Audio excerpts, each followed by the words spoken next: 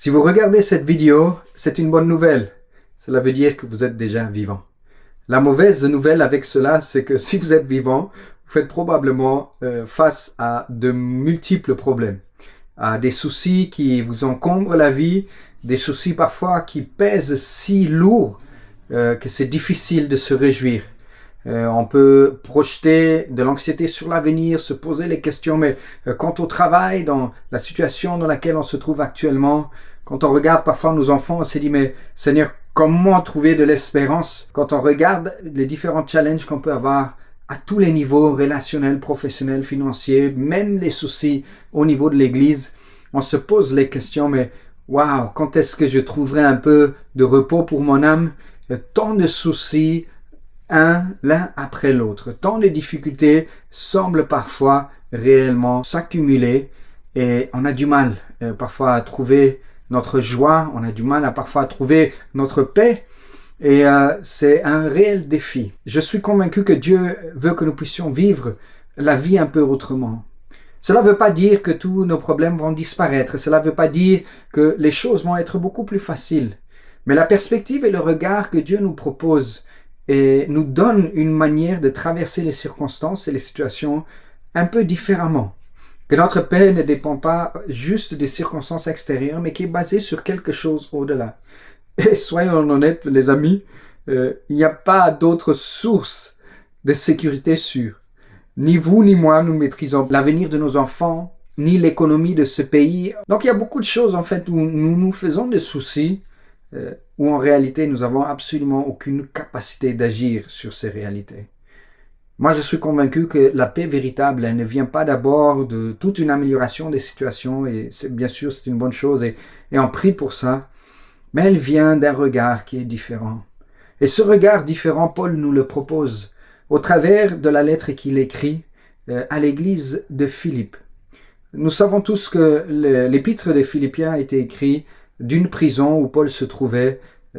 Voilà, différentes théories sur quelle prison, à partir de quel moment, mais en tout cas ça fait partie des 4 épîtres que Paul écrit à partir d'une prison. C'est juste tout simplement pour dire qu'il n'était pas en train de profiter d'une croisière, de siroter son petit cocktail aux noix de coco.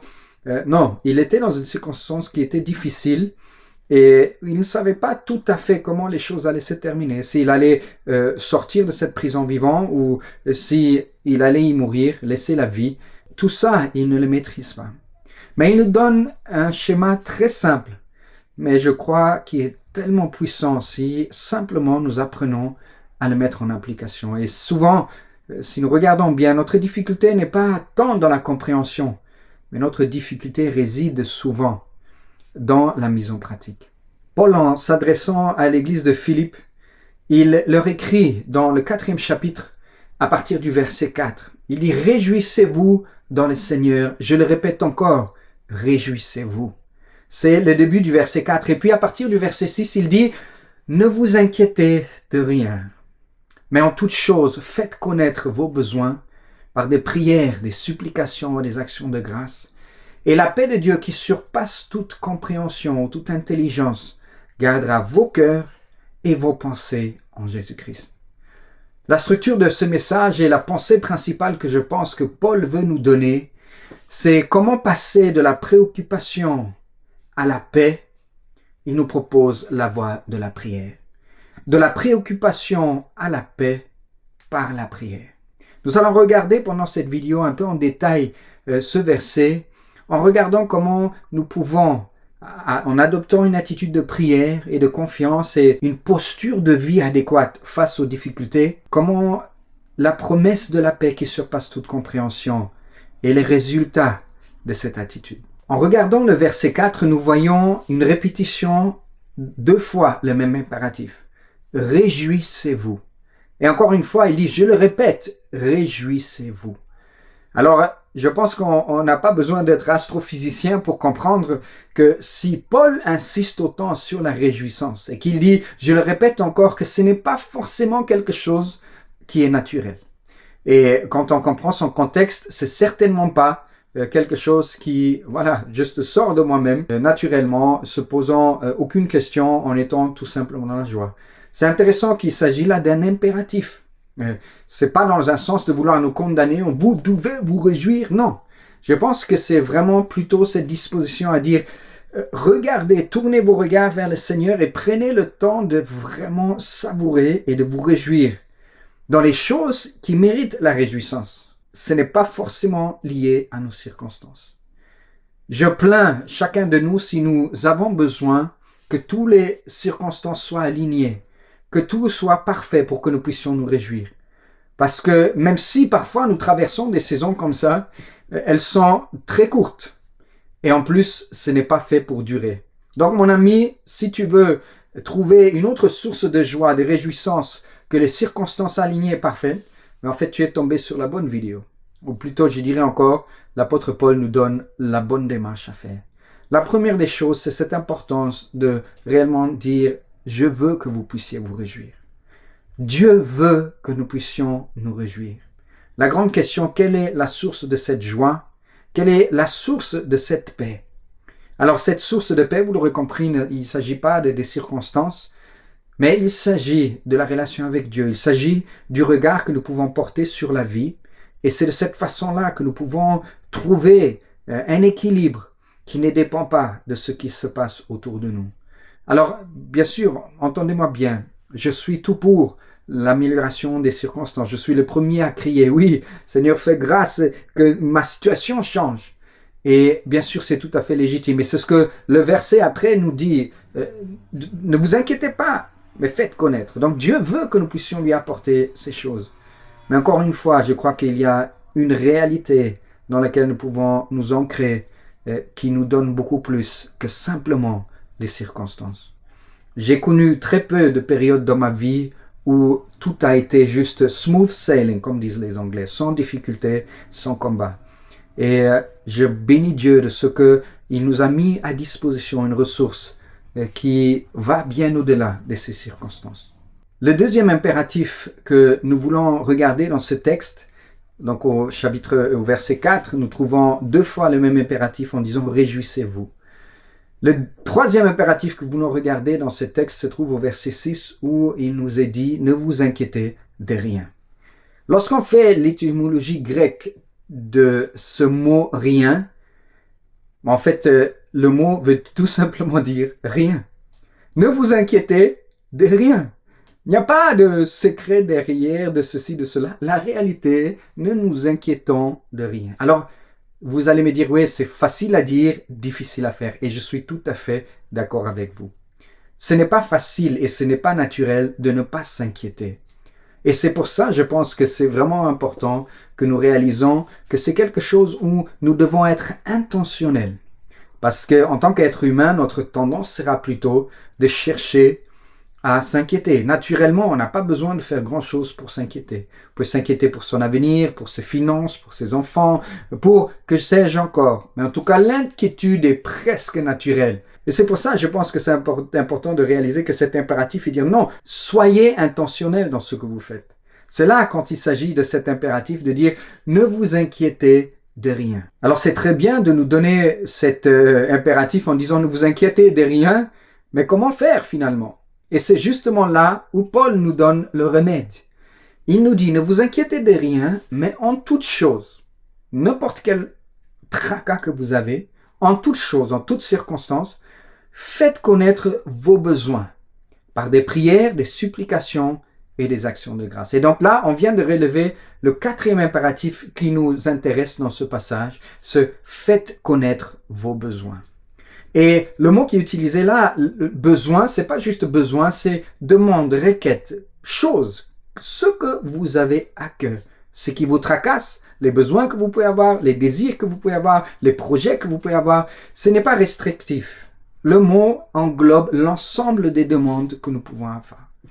Donc, plutôt que de nous inquiéter, il nous dit priez. Et de quelle manière prier? Il nous dit faisons connaître tous nos besoins. Par des prières, par des supplications et par des actions de grâce. Je pense qu'une chose qui nous aide à vivre une vie de prière qui soit saine, non seulement focalisée sur les besoins, c'est d'incorporer dans notre façon de vivre la gratitude et la reconnaissance et de pouvoir dire merci, Seigneur. Je n'ai peut-être pas tout ce que je voudrais à ce moment, mais avec action de grâce, je veux te dire merci déjà pour ce que j'ai. Naturellement, nous voulons toujours plus, nous voulons aspirer à plus, et parfois, dans ce regard tourné vers l'avenir, ou peut-être le manque, on oublie tous les bienfaits que Dieu nous accorde. On oublie les bontés qui se révèlent chaque jour. On oublie cette grâce infinie et absolue à notre sujet, qui peut être un sujet de joie. Et c'est pour ça, il dit, accompagnez vos requêtes. Faites connaître vos besoins, mais accompagnez vos requêtes aussi avec des actions de grâce. Et c'est là où notre perspective, elle peut changer. Notre perspective, lorsque nous focalisons aussi sur les choses que Dieu a déjà faites. En fait, même notre foi augmente parce que nous réalisons, il a fait dans le passé. Pourquoi est-ce que je suis tant inquiet pour l'avenir? Mon ami, s'il a pu prendre soin de ton plus grand problème, celui de la séparation avec Dieu, celui de la culpabilité et du péché qui te bloquait l'accès à la vie éternelle, s'il a pu prendre soin de ce besoin, à quelle plus forte raison il ne prendra pas soin de tout le reste? C'est une occasion pour nous de réellement, oui, exprimer notre besoin, nos requêtes, nos pensées, mais aussi de nous souvenir et d'exprimer notre gratitude au travers des actions de grâce. Paul donc, il nous exhorte de nous réjouir en tout temps et de ne pas nous inquiéter. Et il nous dit plutôt que de vous inquiéter, priez. Priez pour tout ce que vous avez sur le cœur. Faites connaître vos besoins par des prières, des supplications, avec action de grâce, en posant les choses dans une perspective. Et en fait, finalement, il nous dit, c'est pas vous qui allez produire votre propre paix. Personne ne peut produire la paix par une force intérieure, mais on reçoit la paix. Et c'est là où le verset 7 nous dit justement, et la paix de Dieu qui surpasse toute compréhension. Il gardera vos cœurs et vos pensées en Jésus-Christ. Et c'est là ce qui est magnifique lorsque nous regardons cette paix qui nous est promise. C'est une paix qui va au-delà de la compréhension. Parfois, les choses, en fait, on dit, mais j'ai pas de raison d'être en paix, mais je suis en paix malgré tout. Parce que je l'ai reçu comme un don. Je l'ai reçu de la part de Dieu. Et c'est cette paix à laquelle nous voulons aspirer, cette paix qui ne dépend pas de ce qui se passe autour, mais qui est le résultat du don de Dieu dans nos vies troublées.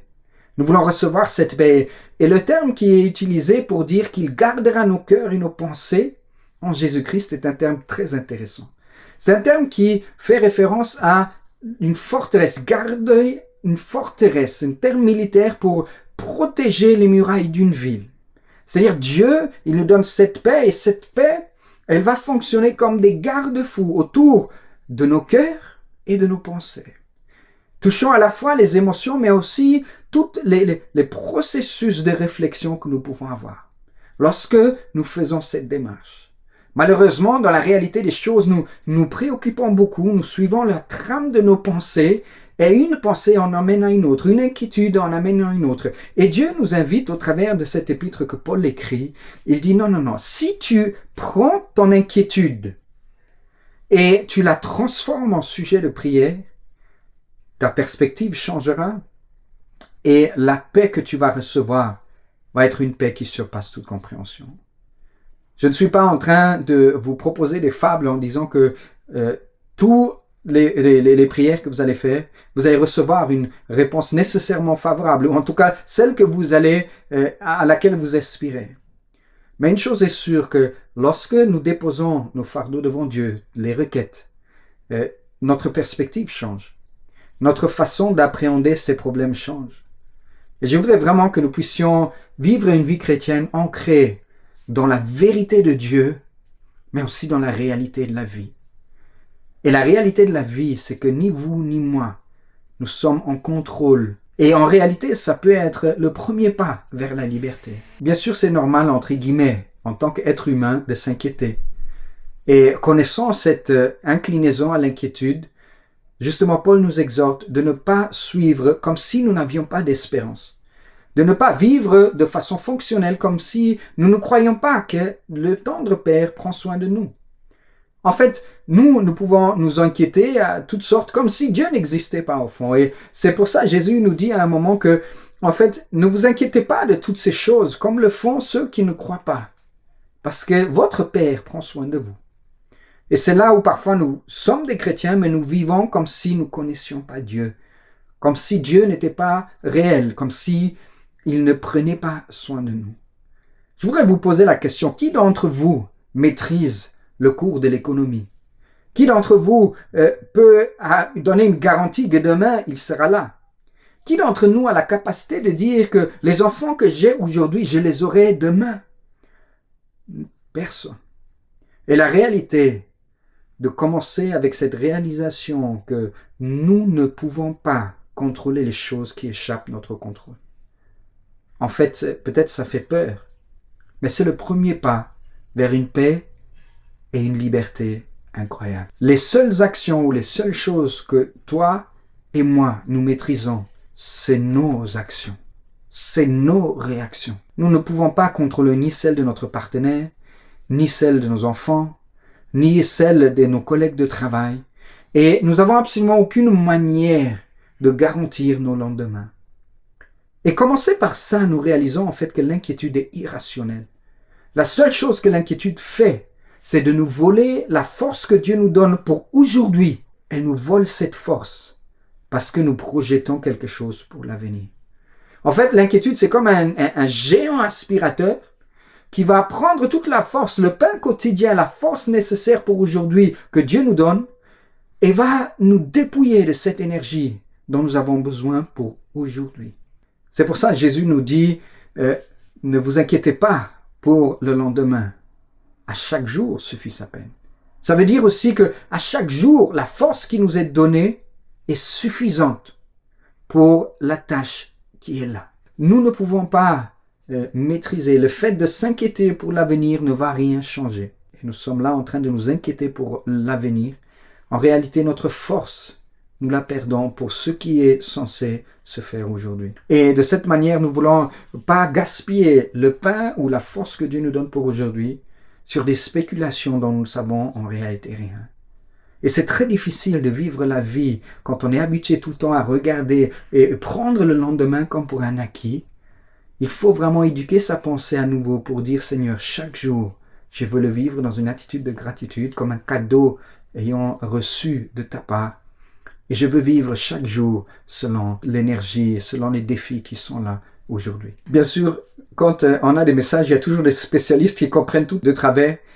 Je ne suis certainement pas en train de vous dire que nous n'avons pas de responsabilité. Et justement, tout le contraire. En fait, ce dont nous sommes responsables et ce pour lesquels nous devons faire tous nos efforts, c'est les responsabilités qui nous incombent. Il est irresponsable de dire, en fait, non, je ne vais pas fonctionner en tant que père ou en tant que mère pour mes enfants et de se dire, de toute façon, c'est pas à moi de m'en occuper ou de m'inquiéter pour ça.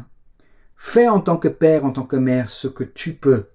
Mais c'est vrai que la réalité ou le trajet de ton enfant, il ne t'appartient pas. Mais cela ne te dégage pas de la responsabilité d'exercer ton rôle en tant que parent, en tant que mari, en tant que femme, en tant que responsable d'église, en tant qu'employé tout simplement. Que vous preniez pas ce message pour dire en fait non, je peux me dégager de toutes les responsabilités. Il y a une différence entre assumer sa responsabilité et s'inquiéter pour les choses qui ne relèvent pas de notre responsabilité.